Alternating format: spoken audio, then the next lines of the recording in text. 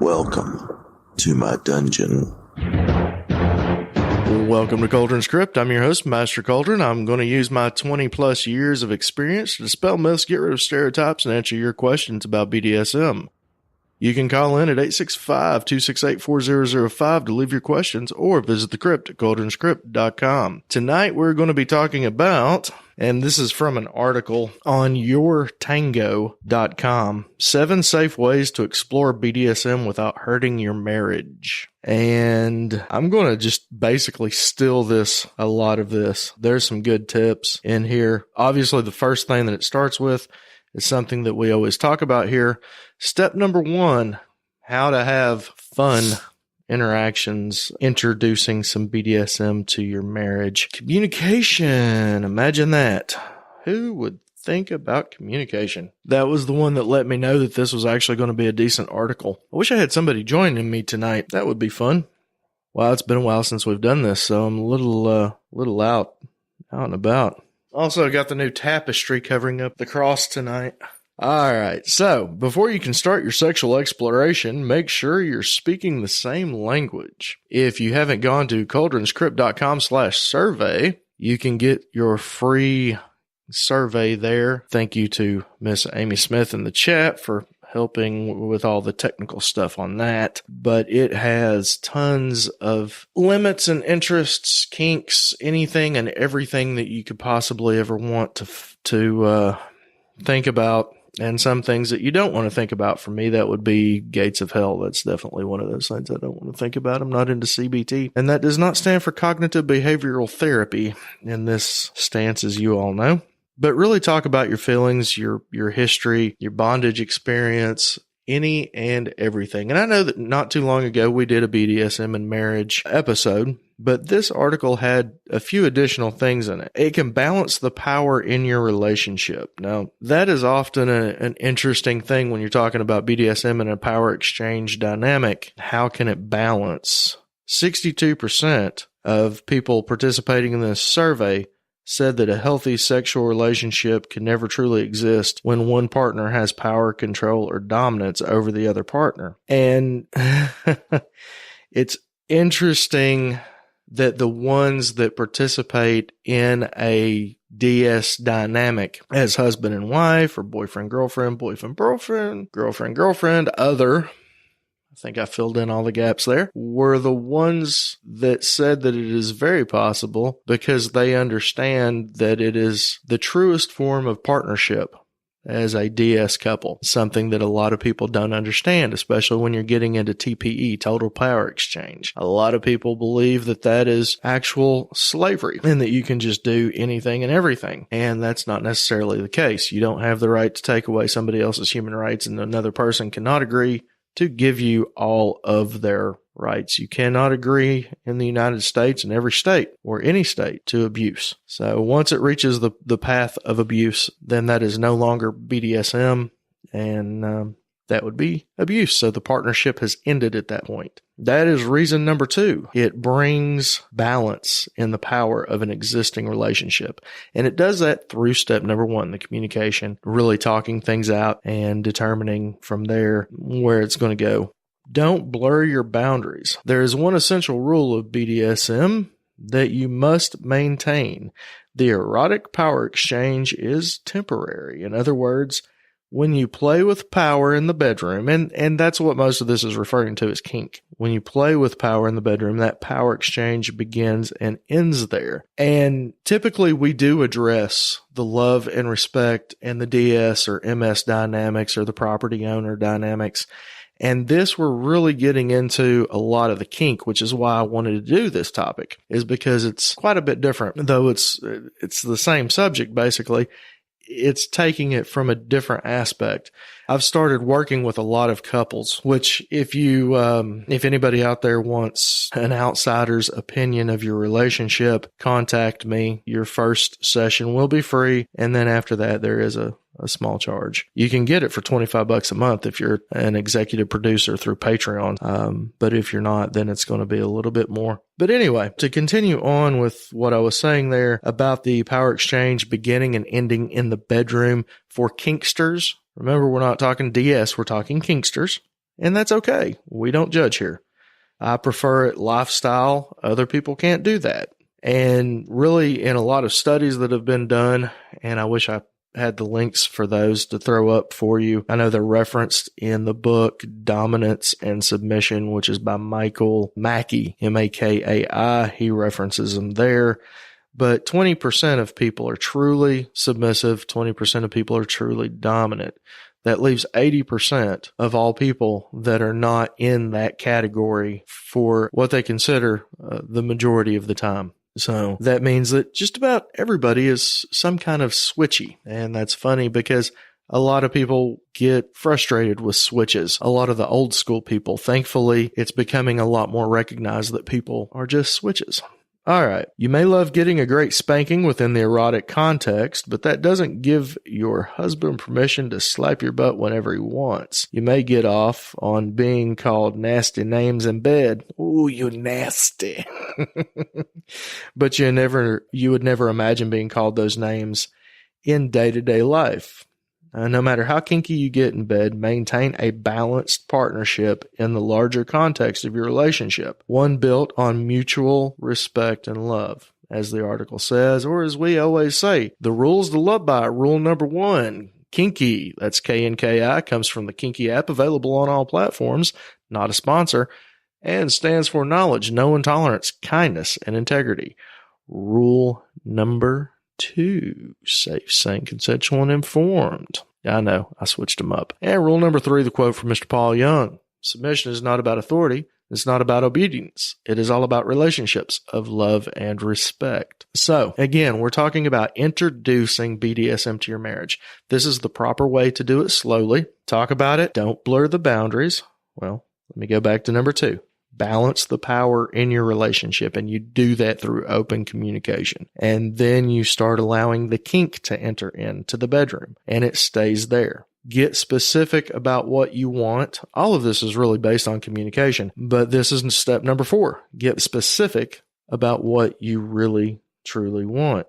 If you crave truly fulfilling kinky sex with your spouse, you must understand what each of you desire from the other person. I want my husband to dominate me is not specific enough, and it's being so vague that it's a recipe for disaster. That's where that survey comes into play. You have to really get in there, define things, understand, educate yourself, know what it's really about, and know what you want. And nobody can know exactly everything that they want, so there's going to be that large list. When you're brand new, you should have more things that are maybes than are yeses or nos.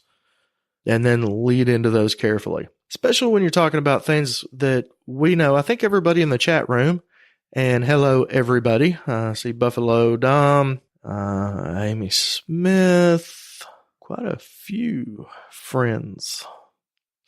Thank you for the support. Anyway, humiliation, degradation, these kinds of things, these can be fun. Some people like getting a slap in the face.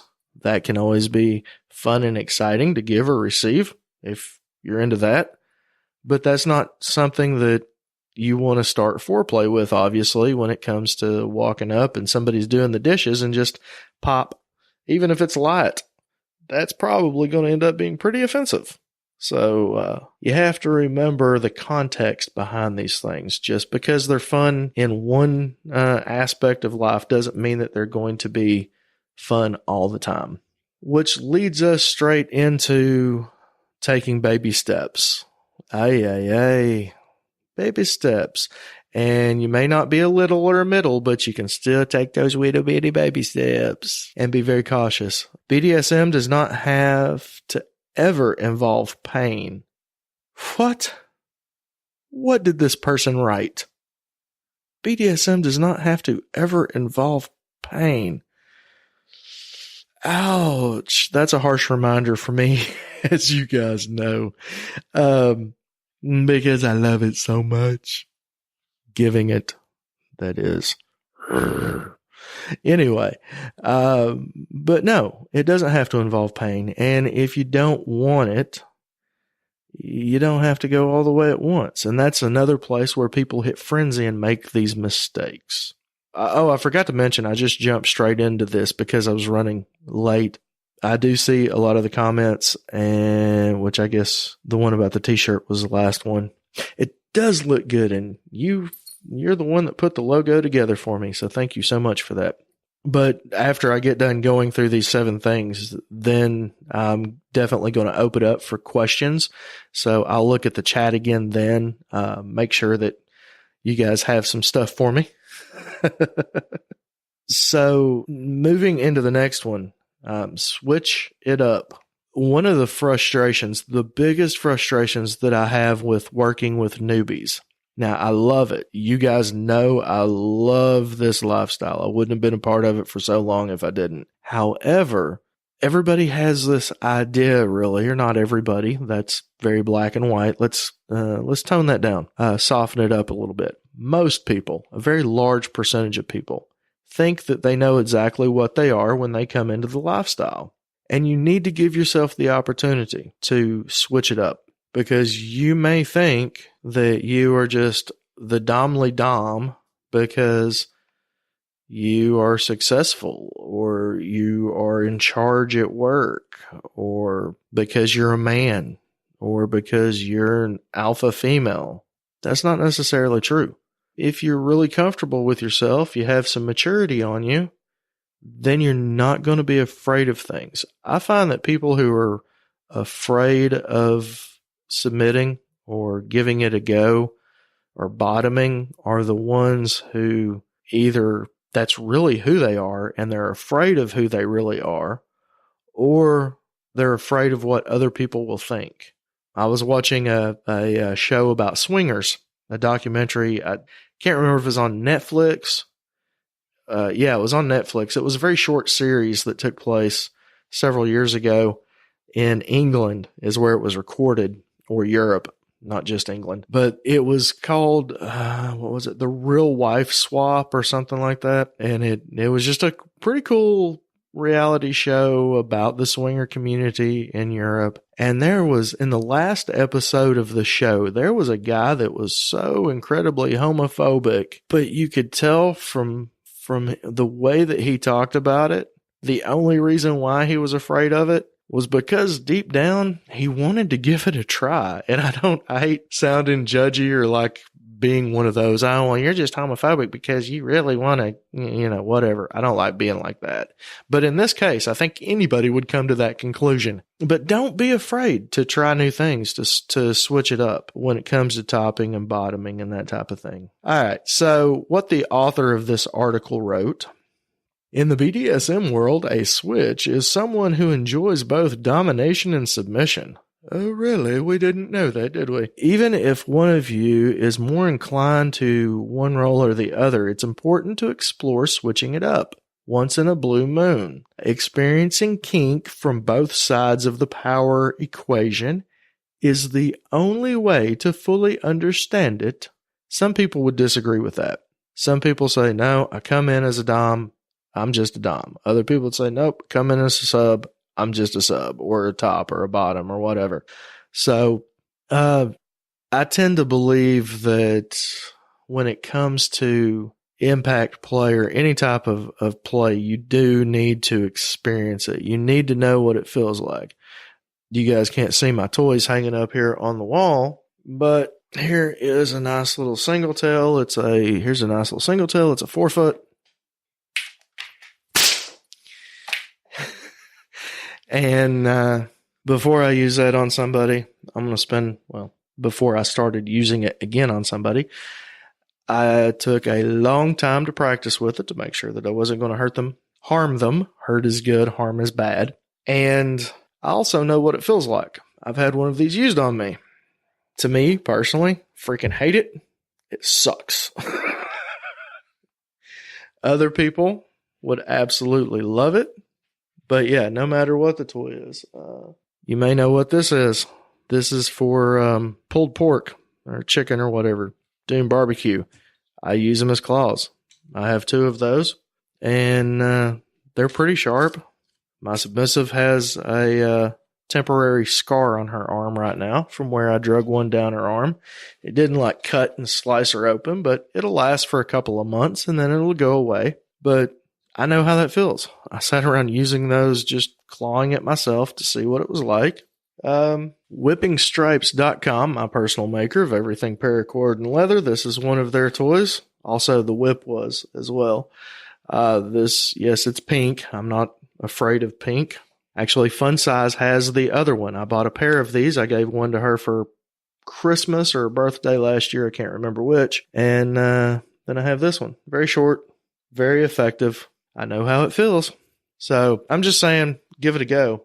And in fact, it has been since 1995 since I have switched things up, and I'm actually considering doing a refresher course in that and an experiment. I figure anybody can do anything for 30 days, so I am considering becoming someone's submissive for a 30-day period, just as a reminder to myself of what that was like. Oh, when I told my wife, she busted into some kind of hysterical laughter. I think it brought her catharsis. So I haven't made up my mind on that yet, though. All right, get trained. Step number 7. You communicate. I am going to run back through all of these. 1, begin with kinky conversations, communication. Number 2, balance the power in your relationship. Number 3, don't blur the boundaries. Get specific about what you want. There's more of that communication stuff. Take baby steps. You've got a lifetime ahead of you. There's no need to rush it. Switch it up is step number 6. And then finally, step number 7, get trained. Athletes don't just jump into extreme sports without thorough training and the fundamental skills. So learn the fundamentals. It's all about the basics. Got to get back to the basics of life, man. It's all about the basics. But no, seriously, get trained. Find a mentor.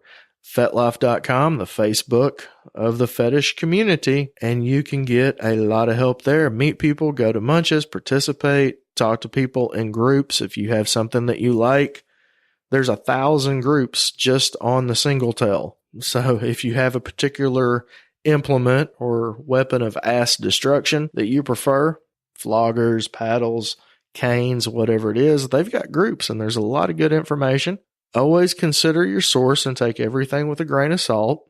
Seek many, many different opinions. That's the bonus of being in multiple groups. A lot of people find one that they like and they stop there. Nope. Go to different munches, different towns, travel a little bit, take every opportunity that you have because it's that important to do. Now, if you're just being a little bit kinky and having a little bit of behind smacking or a little hair pulling and scratching, whatevs. But yeah. All right. So that is our 7 steps. If you have any questions or comments, you can go ahead and throw them up in the chat there. I appreciate you guys being patient with me. Percusio, I hope you're doing well. I can't remember offhand if you are up in whatchamacallit right now or not, but I hope that you are doing well. And I know you've got a birthday coming up, and we would all like to take you, all being the wifey, the subby, and myself. We want to take you out for a birthday dinner, of course, to get sushi. All right.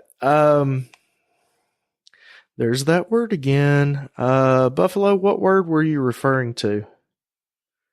Where can I get a pair of those claws? Excellent question. Got those on Amazon.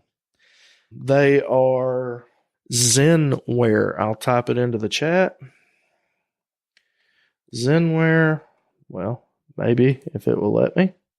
Come on, computer. Zenware. Barbecue pullers, I think is what they're called. But Zenware's the brand. They're like $6 or $6 to $10 for a pair of them. They are cheap, but they last. They're good quality, sturdy. I highly recommend. Like I said, they're really sharp and they do cut. Take a file and file down the edges as soon as you get them. And then make sure that you're checking them, because they will slice straight out of the package. They will slice somebody wide open in a really bad way. We were chatting away as you were talking. Good. I want everybody to have a good time. So that's awesome. It's okay. We forgive you this one time. It's okay just this time. Camo! Michelle, when is your podcast? You've got that one episode out, and then I haven't seen anything else. I really, really, really want you to put some content out. It needs to be heard. We have somebody that I've met before at a conference who has a podcast called The Forbidden Fruit, and she's got her introduction out, but she needs some encouragement. I mean, come on, it's been like a year now, it seems like. Little slow on your end. Communication has been a little slow on your end. Well, you have to force that if that's the case. You schedule it like it's a business meeting and make it happen if you have to. And if somebody's refusing to communicate, and I can't remember if this is someone that you're partnered with as a spouse or what. I apologize for that. I should know that. We've talked enough that I should know that. But if not, if somebody's refusing the communication side of things, then it might be time to move away to a different type of dynamic in that relationship and then pursue something else. I cannot be with someone who won't communicate with me.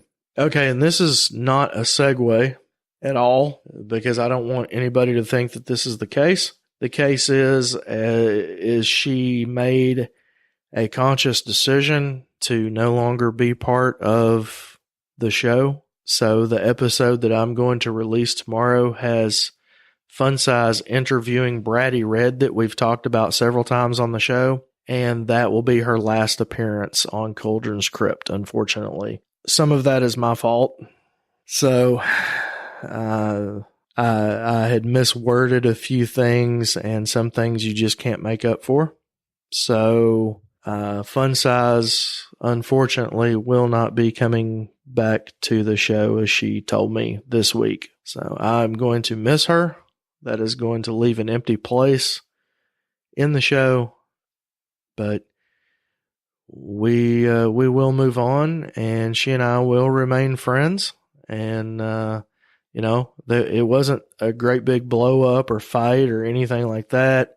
You guys know that she's also working on starting her family, her and her husband, and there's a lot of stress and things going on. So she will be greatly missed. So hopefully I can have her on again sometime in the future. Maybe we can hear her baby giggle or something when they conceive and have a child, whatever. All right. So I had to make that announcement. Anybody have any questions, any comments? Buffalo, yeah, she will greatly be missed. I really hate it, but I respect her decision. And, you've got to take care of your family first. There have been several times where I have missed putting out episodes. Those of you that have been with me for the past 2 years know that schedule was very inconsistent for a while, and that was because I had to take care of my family first. So I respect that. I respect that. She communicated to me appropriately, and I don't fault her at all for her decision. So, all right. Something that I touched on earlier, Total Power Exchange, T.P.E. Let me hit on that, and then we're going to get wrapped up if you guys don't have anything for me. Total Power Exchange is one of the most sought after things by people who are brand new. It sounds like the perfect and most amazing fantasy for a submissive. And for the lazy dom, it sounds like just the most amazing and wonderful fantasy for them as well. And T.P.E. is a whole lot of work. The biggest problem is with great power comes great responsibility. So understanding that a person is still human and that slavery ended a long time ago in this country. And when you use BDSM as an excuse to abuse, you deserve the punishment that comes to you. So if someone calls Red, if Mayfair and I were in if she was my slave, if we were in a total power exchange relationship and she called Red, I would respect that because that's what you do with a person. Now, some people will argue with me about this. Most of those people, I would declare them automatically as narcissists. My goal in a T.P.E relationship is to never hear the word red, not because I won't allow a submissive to say it, but because I want to be a good enough and decent enough human being to know what my boundaries are, what another person's boundaries are, and how to treat somebody as human. So this will spark up some controversy. I will have some people contact me about me saying this, and that's okay. I can take whatever you want to dish out. But if you're considering T.P.E, Uncle Ben much with the great power. Yes, Uncle Ben, and not the rice. But if you're one of those that believe that, that's fine. Now, and people say, well, then what's the point of T.P.E? Well, I have total control, making all the decisions. It's something that has been worked into in that type of relationship. It should never just start out that way. That is crazy.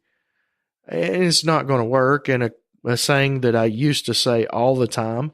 So for those of you who have been there from the beginning, or have gone back and downloaded the entire back catalog, here's my old favorite quote. It will blow up in your face if you just jump in there. I mean, most of the time it's going to anyway. That's one of the sad things about what we do and the way that we do things. People become overly power drunk, or just drunk, or waver a little bit in their submission. And, it doesn't matter which side of the slash you're on.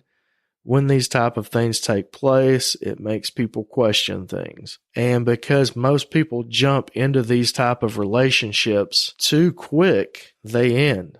I mean, when you think about marriages in the United States, we're up to 51 or 52% of all marriages end in divorce nowadays. You throw BDSM in the mix and it gets even worse. What we got here? Well, hello, Lady Katie. Complacency is easy to fall into as well. Oh my God, Amy Smith, you are absolutely correct. That's the devil, really. When people become so complacent in their relationships, that's when they turn vanilla. That drives me insane. Black and blue looks good on you. Oh, well, ain't you just a sweetheart? This is great, though. I'm just kidding. The shield is black and blue.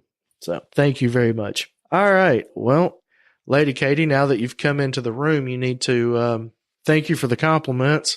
But since you're late getting here, go ahead and throw out some questions. Because I've about talked myself. I've said everything that I have to say pretty much. So I want to give you guys an opportunity to ask any questions that you might have. And then we're going to wrap it up. While we're doing that, I want to thank Whipping Stripes, not a sponsor. Just as I said earlier, my personal maker of everything leather and paracord impact toys, whippingstripes.com. Vanilla. Yes. Ooh, vanilla. Yeah, we don't like vanilla. Whether you're poly or polyfidelis or polymonogamous or monogamous or whatever you are, make sure you at least keep your sprinkles. It's so much more fun. Let's see. Huh? Oh, yes. I mentioned this in a previous episode, I believe. So I want to show you guys pervertible toys. You can see up here, these are coax cable for plugging in VCRs or whatever. That's actually a flogger. Those do have the copper wires in the end. This was the toy, I talked about it in one of the episodes about going up to Somerset, Kentucky to their munch and what they gave. And this is the flogger that I got. Let's see, 12 of those. And these are actual construction grade that comes from, or what would be installed into your house, not what you would just run from your TV or VCR. Holy freaking ouch. Not the scary one. No. Rawr. But this thing, it looks scary. It's very intimidating. It is a great tool for sensation play, but you can take the little copper inserts there. I don't know if you can see the copper wires inside, but you guys know how these things work, and use those just to kind of scratch around. But if you actually use this to hit somebody with, it is very thuddy as long as you follow the curvature of the back, and feels awesome. Like, it just feels like a massage. Mayfair, who is pretty much a lightweight when it comes to impact play, she's getting stronger, and that's fine. That's not a bad thing for me to say somebody is a lightweight. I don't want anybody to think that I'm judging. She plays at the speed that she is comfortable with. So that's a good thing. But she actually likes this. As scary as it is, she likes it because it does feel like a massage. My sub said absolute hard limit. If she felt it, she would change her mind on that.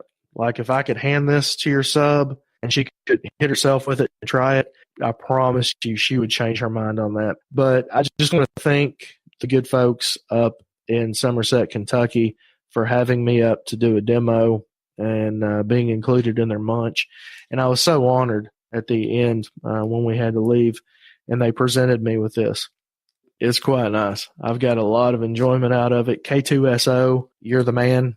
He gives me a lot of support, he and his wife, Mistress Malice, phenomenal people. Of course, all my listeners, all you guys, all the Krypters are awesome. You guys support me so much.